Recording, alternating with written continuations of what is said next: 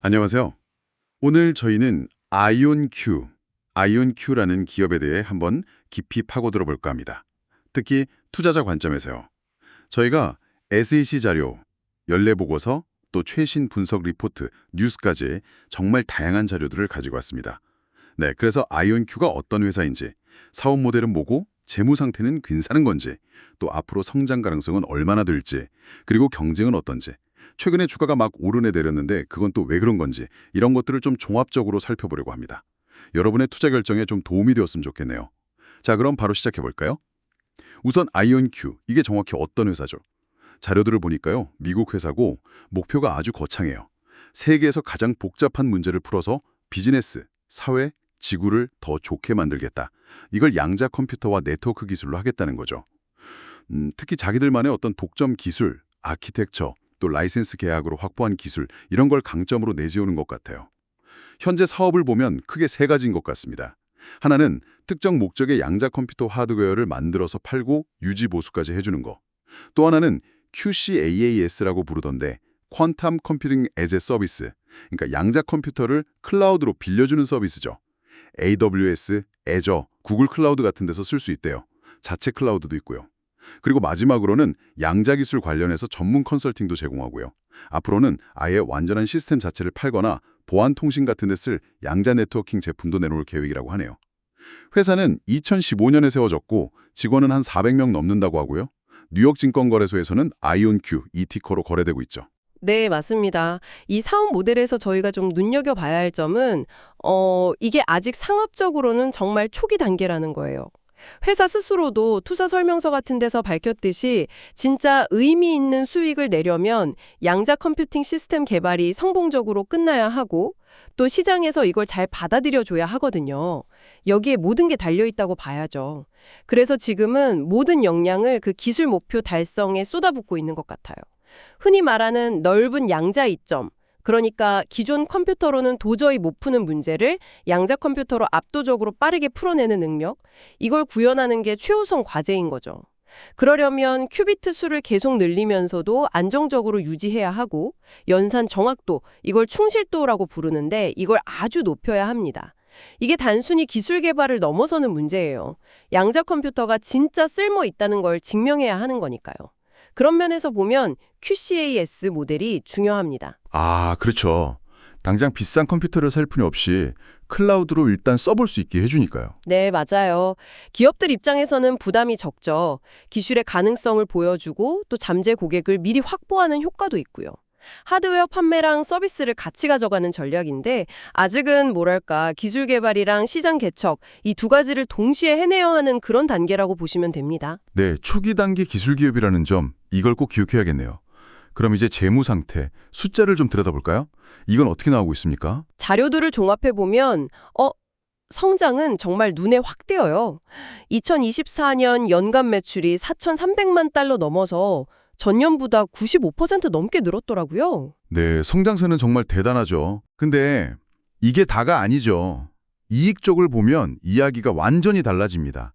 같은 해 순손실이 3억 3천만 달러가 넘어요. 전년보다 손실폭이 무려 110%나 커졌습니다. 2배 이상 늘어난 거죠. 그렇죠. 매출 성장보다 비용 증가가 훨씬 더 가파르다는 신호네요. 맞습니다. 최근 실적인 2025년 2분기만 봐도 그래요. 케이오스패드 리포트를 보니까 매출은 2,070만 달러, 이것도 전년 동기 대비 82% 늘어난 수치입니다. 이게 특정 고객사 하드웨어 구축 계약이 좀 진행되고 또 아이디 컨팅이나 라이트싱크처럼 인수한 회사들 실적이 반영되면서 그렇다고 분석되더라고요. 특히 하드웨어 매출이 플랫폼이나 컨설팅 매출보다 성장을 더 이끌고 있고요.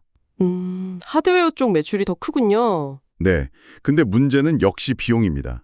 2분기 영업손실이 1억 6천만 달러를 넘었어요. 전년 동기가 한 4,900만 달러였으니까 이게 3배 이상 폭증한 겁니다. 3배요. 와, 왜 이렇게 늘어난 거죠? 주된 이유로는 R&D 인력을 엄청나게 늘렸고 또 M&A 하면서 들어간 인건비, 주식 보상 비용, 거래 비용 같은 것들이 확 늘었다고 해요.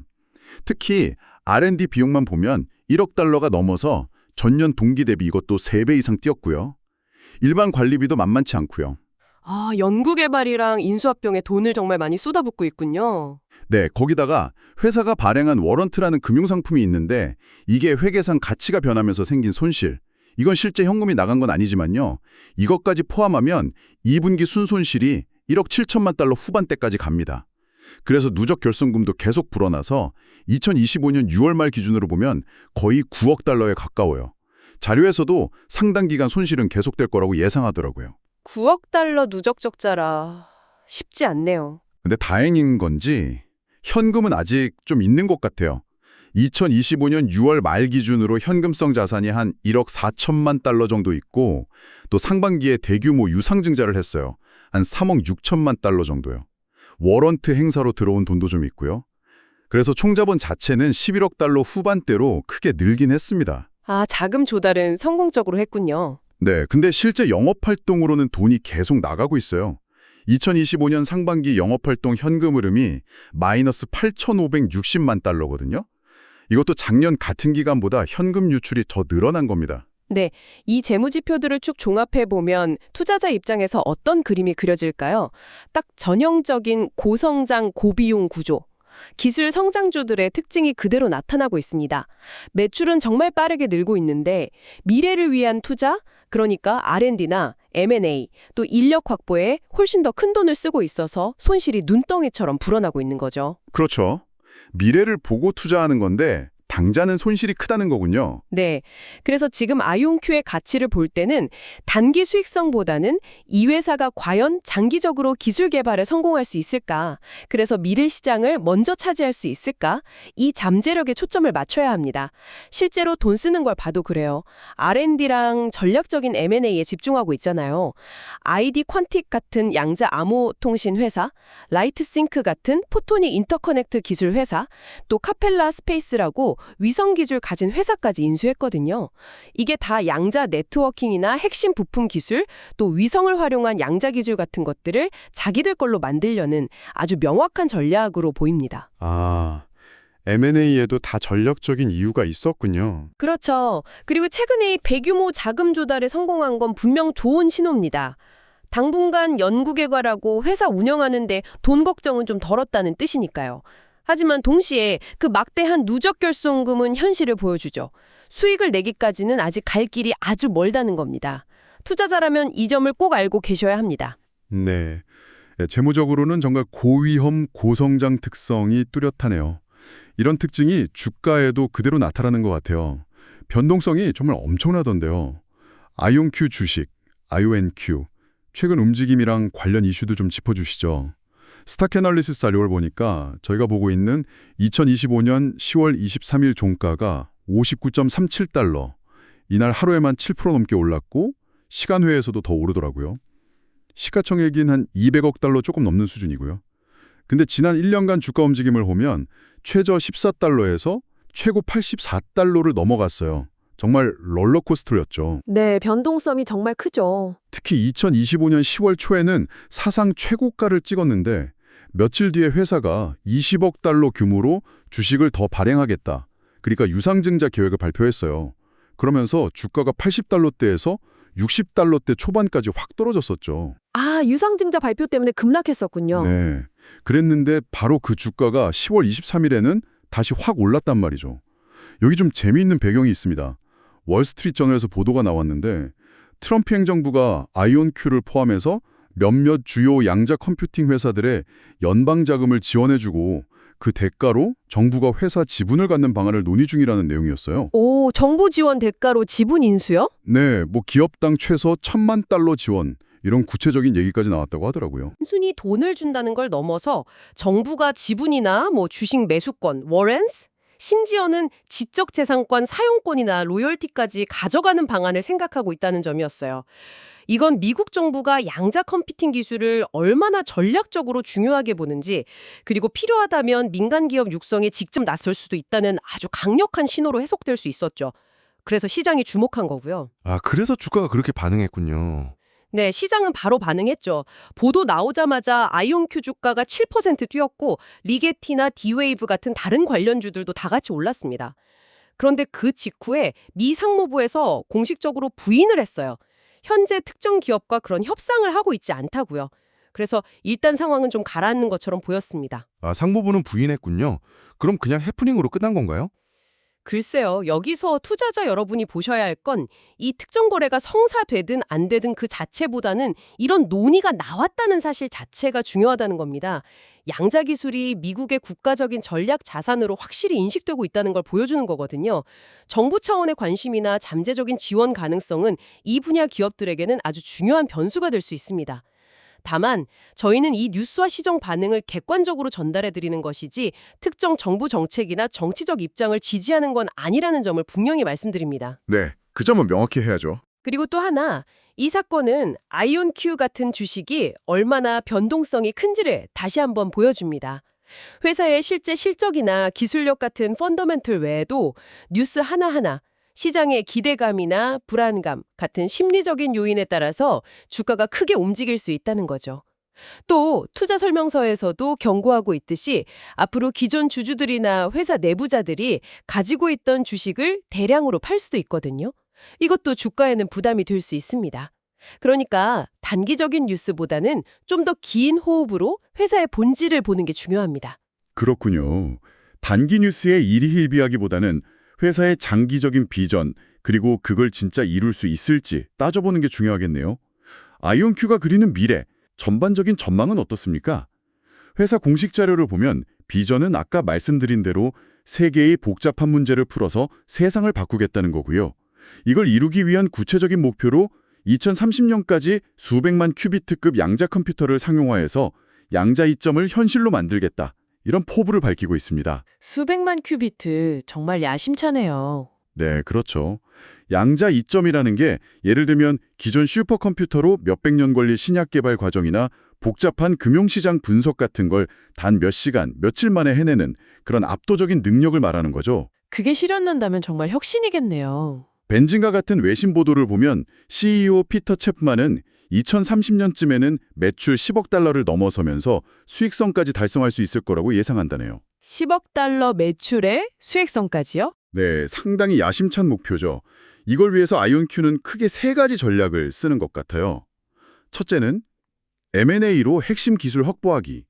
아까 말씀하신 ID 퀀틱, 라이트스윙크 같은 회사들 인수한 게 그 예고요. 둘째는 AWS나 엔비디아 같은 기업들과 협력해서 기존 클라우드나 AI 생태계에 자기들 기술을 통합하는 거. 셋째는 미 공군 연구소나 에너지부 같은 정부기관 계약을 따내는 거. 이런 식으로 성장하겠다는 전략입니다. 네. 비전은 정말 멋진데 그 길이 순탄하지만은 않을 겁니다. 경쟁 환경을 보면 더 그렇죠. 아이온큐는 IBM이나 구글처럼 정말 막대한 자금력과 수십 년 된 연구 역량을 가진 거대 기업들과 직접 경쟁해야 합니다. 이 회사들도 각자 다른 방식으로 양자 컴퓨팅 개발에 엄청난 돈을 쏟아붓고 있거든요. 아, IBM, 구글 같은 공룡들과 싸워야 하는군요. 네, 뿐만 아니라 아이온큐처럼 양자 컴퓨팅만 전문으로 하는 리게티나 디웨이브 같은 상장 회사들도 있고요. 또 수많은 비상장 스타트업들, 심지어는 특정 국가의 지원을 등에 업은 해외 기업들까지 다 경쟁 상대입니다. 이 분야는 기술 변화 속도가 너무 빨라서 잠깐만 한눈 팔아도 뒤처질 수 있어요. 경쟁이 정말 치열하네요. 네, 특히 기술 경쟁의 핵심은 확장성과 오류 정정입니다. 그러니까 큐빗을 얼마나 많이 또 안정적으로 만들어서 연결할 수 있느냐, 그리고 양자 상태가 워낙 불안정해서 생기는 오류를 얼마나 잘 잡아서 고칠 수 있느냐, 이게 관건이에요. 아이온큐가 쓰는 이온 트랩 방식은 큐빗 하나하나의 정확도나 안정성 면에서는 잠재력이 있다고 보지만 큐빗 수를 크게 늘리기가 기술적으로 좀 어렵다는 평가도 있고요. 반면에 IBM이나 구글이 주로 쓰는 초전도 방식은 지금 당장은 더 많은 큐빗을 구현했지만 안정성 유지나 오류 제어, 또 그걸 위한 극저온 냉각 시스템 운영에 돈이랑 노력이 엄청나게 들죠. 기술 방식마다 장단점이 있군요. 그렇죠. 그래서 투자자 입장에서는 어떤 기술이 결국 더 빠르고 더 싸게 양자 이점에 도달할 수 있을까 이걸 계속 지켜봐야 하는 거죠. 결국 아이온큐든 경쟁사든 가장 큰 숙제는 연구실에서 나온 좋은 결과를 넘어서 실제 산업 현장에서 기업들이 이건 정말 돈 내고 쓸만하다라고 느낄 만한 가치를 만들어내고 시장의 선택을 받는 겁니다. 이 상업화의 벽을 넘어야 해요. 이게 양자 컴퓨팅 산업 전체의 성패를 가를 겁니다. 네, 비전은 정말 크지만 경쟁도 치열하고 기술적, 상업적 허들도 만만치 않다는 말씀이시네요. 그럼 투자자 입장에서 특히 주의 깊게 봐야 할 아이온큐의 위험 요인들 어떤 게 있을까요? 자료들 바탕으로 좀 정리해 보겠습니다. 여러 자료들, 특히 투자 설명서의 위험 요인 부분이나 KOSP 리포트, 또 벤진가 같은 곳의 부정적 분석들을 종합해 보면 몇 가지 핵심 위험으로 요약할 수 있을 것 같아요. 첫째는 뭐니 해도 기술적 위험입니다. 회사가 아직 상업적으로 대규모 확장이 가능한, 그러니까 스케일러블한 양자 컴퓨터를 완성한 건 아니에요. 큐비트 수를 늘리면서 안정성이나 정확도를 유지하고 또 오류를 효과적으로 잡는 데는 여전히 넘어야 할 기술적 과제가 많습니다. 이게 늦어지면 시장 신뢰를 잃고 경쟁에서 뒤처질 수 있죠. 네, 기술 개발 자체가 가장 큰 불확실성이죠. 둘째는 상업화 및 시장 수용 위험입니다. 양자 컴퓨팅이 세상을 바꿀 거라는 기대는 크지만 아직 산업 전반적으로 이 문제에는 꼭 양자 컴퓨터가 필요해 라고 할 만한 명확하고 넓은 성공 사례가 부족해요. 잠재 고객들한테 투자한 만큼 확실한 가치를 준다는 걸 보여줘야 하는 숙제가 남아 있습니다. 그렇죠. 킬러 앱이 아직 부족하다는 지적이죠. 셋째는 재무적 위험입니다. 아까 봤듯이 계속되는 대규모 손실과 높은 현금 소진율, 이게 가장 큰 부담이죠. 지금으로서는 언제 수익이 날지 알 수 없고 PE 비율 계산 불가, 기술 개발과 시장 개척을 위해서는 앞으로도 계속 돈이 필요할 텐데 이게 또 추가적인 자금 조달로 이어질 수 있습니다. 그럼 기존 주주들 가치는 희석될 수 있고요. 네, 재무 건전성 확보가 중요하겠네요. 넷째는 실행 및 경쟁 위험입니다. KOSP 리포트에서 지적했듯이 최근 2분기 매출의 65%가 단 2곳 고객에게서 나왔대요. 이렇게 소수 고객 의존도가 높으면 그 고객들과 관계가 어떻게 되느냐에 따라 실적이 크게 흔들릴 수 있죠. 또 M&A를 많이 했는데 인수한 회사들의 기술이나 문화를 잘 통합해서 시너지를 내는 것도 중요한 과제고요. 이 과정에서 혹시라도 인수가 잘못돼서 거액의 영업권, 구두이를 손실 처리해야 할 위험도 있고요. 그리고 아까 말씀하신 거대 기업, 전문 기업들과의 치열한 경쟁은 항상 존재하는 위험이고요. 고객 집중도나 M&A 통합 리스크도 있군요. 마지막으로는 시장 관련 위험입니다. 주가가 실제 회사 가치 외적인 요인에도 크게 움직이는 걸 봤고 앞으로 또 대규모 유상증자를 하거나 기존 주주들이 주식을 많이 팔 가능성 같은 것도 주가에는 부담이 될 수 있습니다. 네, 방금 정리해 주신 위험 요인들을 보면 아이온큐 투자가 왜 전형적인 고위험 고수익 프로필인지 명확해지네요. 세상을 바꿀 잠재력이 있는 파괴적인 기술 분야 회사들한테서 흔히 보이는 특징이죠. 결국 투자의 성패는 아이온큐 경영진과 연구진이 자기들이 세운 기술 로드맵을 계획대로 잘 실행하고 결정적인 기술적 어려움들을 돌파해낼 수 있느냐, 여기에 달렸다고 봐야 합니다. 그렇죠. 결국 실행력의 관건이겠네요. 물론 긍정적인 소식도 있습니다. 예를 들어 KOSP 리포트에서도 언급됐는데 예전에 일부 투자자들이 회사를 상대로 냈던 증권 집단 소송이 최근에 최종적으로 마무리됐다고 해요. 이건 회사를 둘러싼 법적인 불확실성 하나가 사라졌다는 거니까 긍정적이죠. 투자자 여러분께서는 이런 다양한 위험 요인들과 또 아이온큐가 가진 혁신 기술의 잠재적 가치 사이에서 신중하게 균형점을 찾으셔야 할 겁니다. 자, 오늘 아이온큐의 사업 모델부터 재무, 주가, 비전, 경쟁, 그리고 위험 요인까지 정말 다각도로 깊이 파고들어 봤습니다. 이 모든 걸 종합했을 때 아이온큐 투자를 생각하시는 분들께는 어떤 의미가 있을까요? 요약하자면 양자 컴퓨팅이라는 혁신 기술 분야를 이끌려는 야심찬 비전, 또 최근 보여준 인상적인 매출 성장, 대규모 자금 조달 성공으로 확보한 재무적 안정성, 그리고 핵심 기술을 갖추기 위한 전략적인 M&A, 이런 것들은 분명 매력적인 투자 포인트입니다. 네, 긍정적인 측면도 분명히 있죠. 하지만 동시에 아직 수익과는 거리가 먼 막대한 손실, 넘어야 할 높은 기술적 장벽, 소수 고객에 대한 의존도, 그리고 IBM, 구글 같은 거대 기업과의 치열한 경쟁, 마지막으로 높은 주가 변동성. 이런 것들은 투자 결정 전에 반드시 짚고 넘어가야 할 위험 요인들입니다. 맞습니다. 그래서 앞으로 아이온큐를 지켜보실 때는 몇 가지 핵심적인 관전 포인트를 염두에 두시면 좋을 것 같아요. KOSP 리포트에서도 강조하는 부분인데요. 첫째, M&A 통합과 시너지 창출입니다. 최근에 인수한 ID 퀀틱, 라이싱크 같은 회사들의 기술이 실제 아이온큐 제품이나 서비스에 어떻게 잘 녹아들고 있는지, 그래서 구체적으로 어떤 시너지 효과를 내는지 확인해야 합니다. 특히 M&A 때문에 재무제표에 크게 잡혀있는 영업권이 혹시 손상 처리되지는 않는지 주의 깊게 봐야 합니다. 이게 통합이 잘 안 되고 있다는 신호일 수 있거든요.